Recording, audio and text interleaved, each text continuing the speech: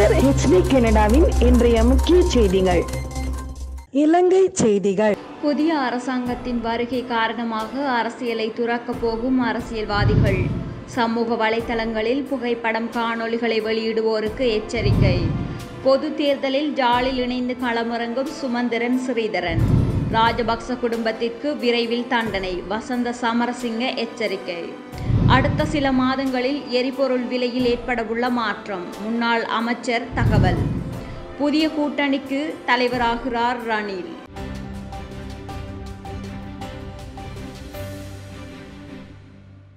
தற்போது கலைக்கப்பட்டுள்ள நாடாளுமன்றத்தில் அங்கம் வகிக்கும் பல நாடாளுமன்ற உறுப்பினர்கள் எதிர்வரும் பொது தேர்தலில் போட்டியிடாமல் அரசியலில் இருந்து விலக தீர்மானித்துள்ளனர். அவர்களில் முன்னாள் வெளிவிவகார அமைச்சர் அலி சப்ரி மற்றும் முன்னாள் நீர்ப்பாசன அமைச்சர் சமல் ராஜபக்ச ஆகியோரும் அடங்குவார்கள். இதனை தவிர காமினி லோக்குகே, ஜான் செனவிரத்ன, மைத்ரிபால சிறிசேன, பந்துல குணவர்த்தன, மஹிந்த ஜாப்பா அபேவர்த்தன மற்றும் பேராசிரியர் திஸ்ஸவிதாரண ஆகியோரும் அரசியலிலிருந்து விலகப் போவதாக அறிவித்துள்ளனர். இந்நிலையில் ஸ்ரீலங்கா பொதுஜன பெரமுன போன்ற பாரம்பரிய கட்சிகள் இளைஞர்களை கட்சிக்கு உள்ளீர்க்க முடிவு செய்துள்ளன.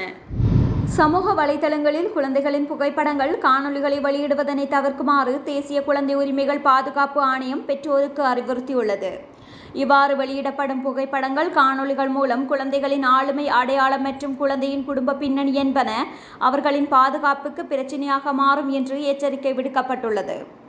எனவே குழந்தைகளின் பாதுகாப்பு தொடர்பில் அழைத்து மக்கள் பொறுப்புடன் செயற்படுமாறு தேசிய குழந்தை உரிமைகள் பாதுகாப்பு ஆணையம் கோரிக்கை விடுத்துள்ளது. இவ்வாறு சமூக வலைதளங்களில் குழந்தைகளின் புகைப்படங்கள், காணொளிகளை வெளியிடுவதன் மூலம் இணையம் மூலம் சிறுவர்கள் துஷ்பிரயோகத்துக்குள்ளாகும் போக்கு அதிகரித்துள்ளதாகவும் ஆணையம் எச்சரித்துள்ளது. எனவே குழந்தைகளின் பாதுகாப்பு தொடர்பில் பெற்றோர் விழிப்புணர்வுடன் செயற்படுமாறு அறிவுறுத்தப்பட்டுள்ளது. இதேவேளை கல்வி பொதுத்தராதர சாதாரண தர பரீட்சை பெறுபவர்களை பேஸ்புக் பக்கத்தில் வெளியிடும் போது அவதானமாக இருக்குமாறு குருநாகல் பிரிவு கல்வி பணிப்பாளர் விபுலி விதானபத்ரன பெற்றோருக்கு அறிவித்திருந்தார். பெறுபேறு தாளில் உள்ள பிள்ளைகளின் தேசிய அடையாள அட்டை, இலக்கம் மற்றும் பெயர் ஆகியவற்றை சமூக வலைதளங்களில் இடுவதை தவிர்க்குமாறு, இதன் மூலம் இணையத்தில் உலாவும் ஹேக்கர்கள் அந்த தகவலை எளிதாக பெற்று பல்வேறு தவறான செயல்களில் ஈடுபட முடியும் என்று அவர் சுட்டிக்காட்டியிருந்தமை குறிப்பிடத்தக்கது. நடைபெறவுள்ள பொது தேர்தலில் யாழ்ப்பாணத்தில் இலங்கை தமிழரசு கட்சி சார்பில் முன்னாள் நாடாளுமன்ற உறுப்பினர்களான MA சுமந்திரனும் ஸ்ரீதரனும் போட்டியிட உள்ளதாக அறிவிக்கப்பட்டுள்ளது. வவுனியாவில் நேற்று இடம்பெற்ற இலங்கை தமிழரசு கட்சியின் வேட்பாளர் தெரிவுக்குழு கூட்டத்தின் பின் ஊடகங்களுக்கு கருத்து தெரிவித்த போது தமிழரசு கட்சியின் ஊடக பேச்சாளரான MA சுமந்திரன் இந்த விடயம் தொடர்பில் குறிப்பிட்டுள்ளார்.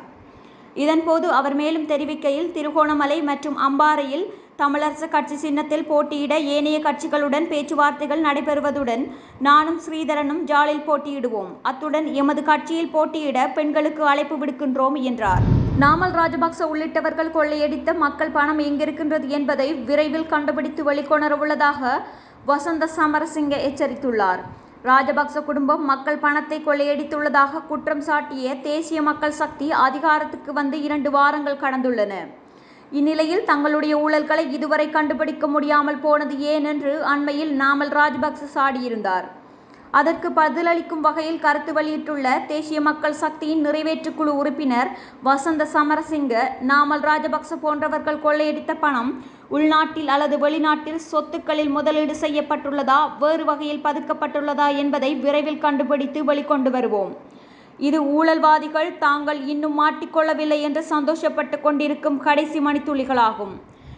மிக விரைவில் அவர்கள் கூண்டோடு மாட்டிக்கொண்டு தங்கள் தவறுகளுக்கான தண்டனையை அனுபவிக்க நேரிடும் என கடுமையாக எச்சரித்துள்ளார். கடந்த எரிபொருள் விலை திருத்தமானது விலை சூத்திரத்தின் பிரகாரம் மேற்கொள்ளப்படவில்லை என அமைச்சரவை பேச்சாளர் அமைச்சர் விஜித ஹேரத் பொய்யொன்றை கூறியதாக முன்னாள் எரிசக்தி அமைச்சர் கஞ்சன விஜயசேகர தெரிவித்துள்ளார். நிகழ்வொன்றில் கலந்து கொண்டு உரையாற்றும் போதே முன்னாள் மின்சக்தி அமைச்சர் கஞ்சன விஜயசேகர இதனை குறிப்பிட்டுள்ளார்.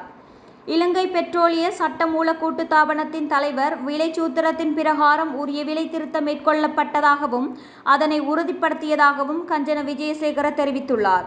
2022-23 இல்லாத வகையில் நாட்டின் பொருளாதாரம் ஸ்திரப்படுத்தப்பட்டுள்ளதால் போட்டி விலையில் சப்ளையர்களிடமிருந்து எரிபொருளை பெறுவது தற்போது சாத்தியமாகியுள்ளது என்று அவர் வலியுறுத்தியுள்ளார். அடுத்த ஆண்டு மார்ச் ஏப்ரல் வரை எரிபொருள் முன்பதிவு செய்யப்பட்டுள்ளதாகவும் அதன் பலன்கள் அடிப்படையில் அடுத்த சில மாதங்களில் ரூபாய் எண்ணெயின் விலை 15 தொடக்கம் 20% வரை குறையும் சாத்தியம் இருப்பதாகவும் கஞ்சன விஜயசேகர குறிப்பிட்டுள்ளார்.